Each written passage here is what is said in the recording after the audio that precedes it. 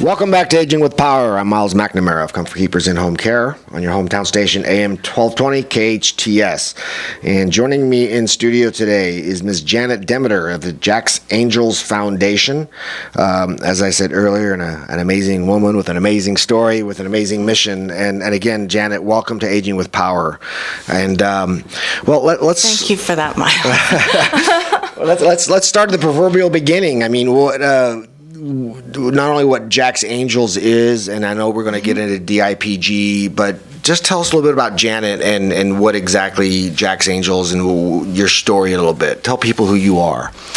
Well, in a nutshell, I didn't know anything about the world of childhood cancer, or brain tumors, halfway through, after my son had been diagnosed with a brain tumor, I was still in denial that he even had cancer. It was so unbelievable and isolating of an experience to me. And that's one of the motivators for me right now in my work with the foundation, which is primarily to raise awareness for DIPG and other pediatric brain tumors and the urgent need for research, because most of these have 0% survival rates for decades. And this excuse is always the same for not funding the research. There aren't enough numbers to make profits for research investors.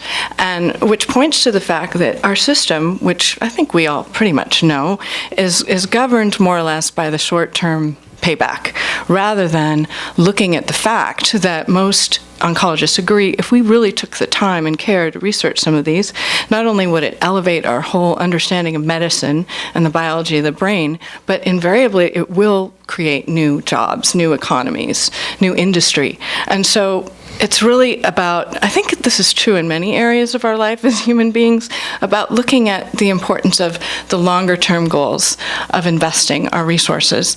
And our children certainly are worth that. And I think that our children and our future are something that we can all agree upon and rally for that kind of change. But 4% of our National Cancer Institute's budget for research, only 4% of it targets anything pediatric. Okay, and even less than that, even less of a percentage of that comes from large cancer charities that generally use children quite a bit in their marketing. Less than that percentage do they as well use in targeting. Not all, okay, but most of the big ones that raise the most money in town. One amazing foundation I really want to give a lot of thanks to is Michael Hoffman Foundation. They and the work that they do in our local community supporting families afflicted with childhood cancer. I couldn't have made it without them, and they inspired me to do what I do today with Jack's Angels. Well, tell us a little bit about Jack. Jack, yeah, my little guy. He was 3 when he was diagnosed. Gosh, he was really smart for a 2-year-old. He was learning like 10th grade geometry.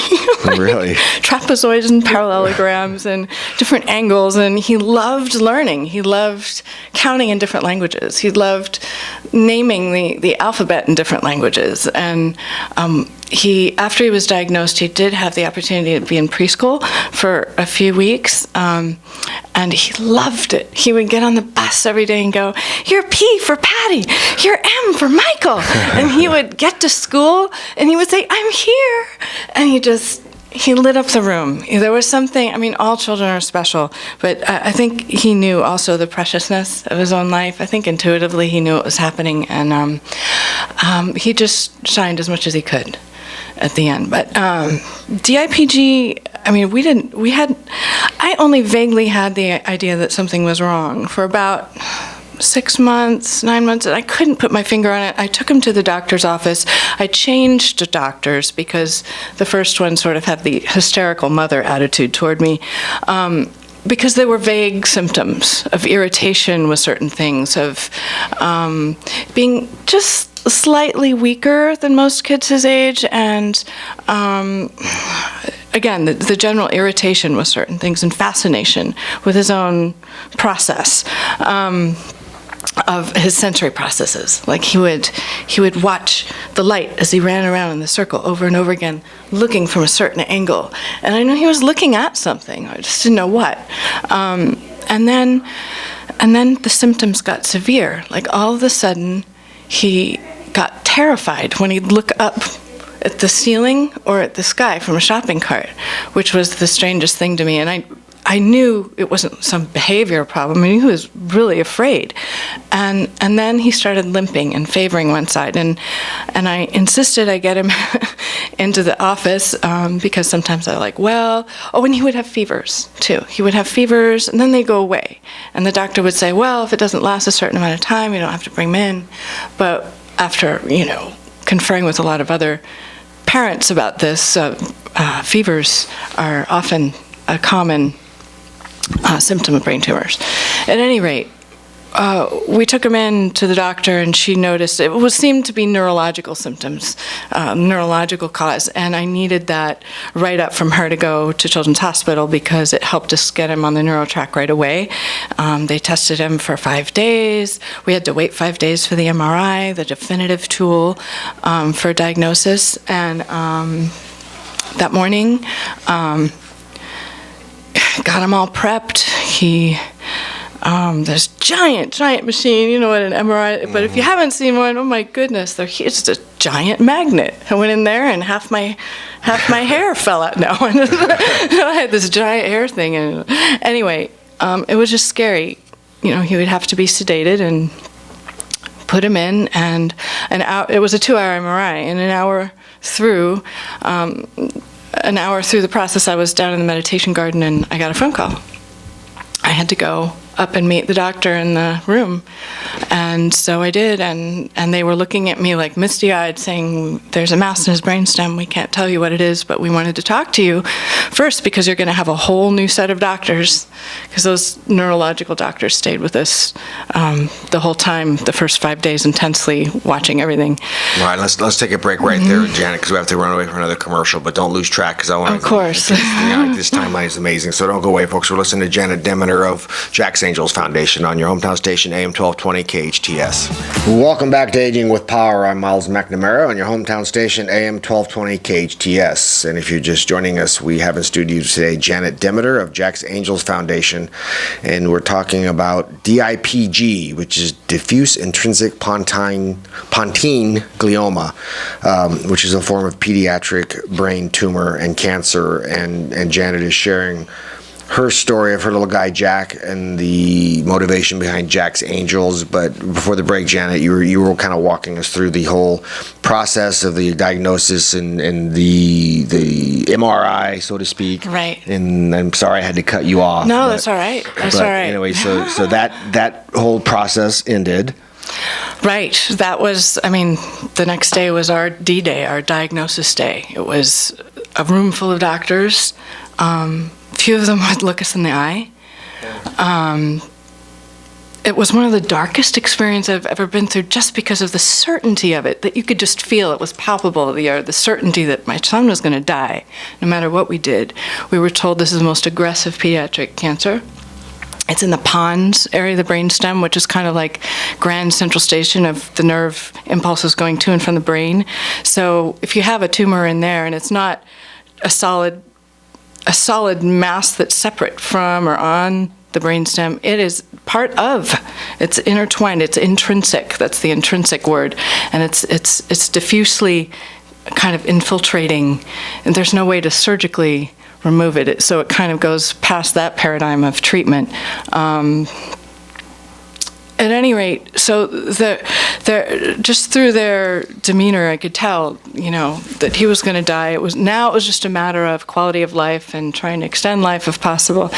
And the chemotherapies they offered were pretty horrendous as possibilities for him. I don't know if it was because of our medical insurance or what, but with my son so frail anyway, radiation therapy proves to, in most cases, shrink the tumor and allow you to enjoy more time with your child. So absolutely, we did that right away. And so I just wanted to see my son smiling again. And I was so terrified that I wouldn't get to see him smiling again. So he did. We went through the radiation therapy. The first few weeks of it, he would say, no, all the way down to that we would drive from Agua Dulce down to, middle of LA and the Little Armenia, and where Children's Hospital LA is, and it would just be no, no. And every time we, buddy, you ready to go? You ready to go in? They would read off his number, which is etched in my brain. He would say no. And then a couple weeks later, he started saying yes. A couple weeks later, he started smiling, and he would hold his smile just because he didn't want to lose his smile. So it gave us hope that he had that reprieve. And overnight, as a parent, I tried to become an expert on natural medicine and holistic medicine, which of course you can't be. And of course, the doctors aren't allowed to tell you anything about those things. In fact, if they give you any kind of hope, it's a threat of possibly being able to sue them later on. So that's how little hope there is with DIPG. And with time, at the time it was so isolating. Everywhere I asked, the doctors, a friend of mine whose husband works for a pharmaceutical company and lectures worldwide, everywhere I asked, I said, why in so many years, because it's been like one of the first cases I know about of DIPG was Karen Armstrong, Neil Armstrong's daughter, in the 1950s. I'm like, why hasn't more been done in this time? The answer is always the same, that the numbers aren't great enough for research investors. And if that isn't a slap in the face, basically telling you that your child is just a number and they don't matter to our system, that profits for these companies and finding drugs to mass market, that's the message I got, that was more important than my son, than our lives.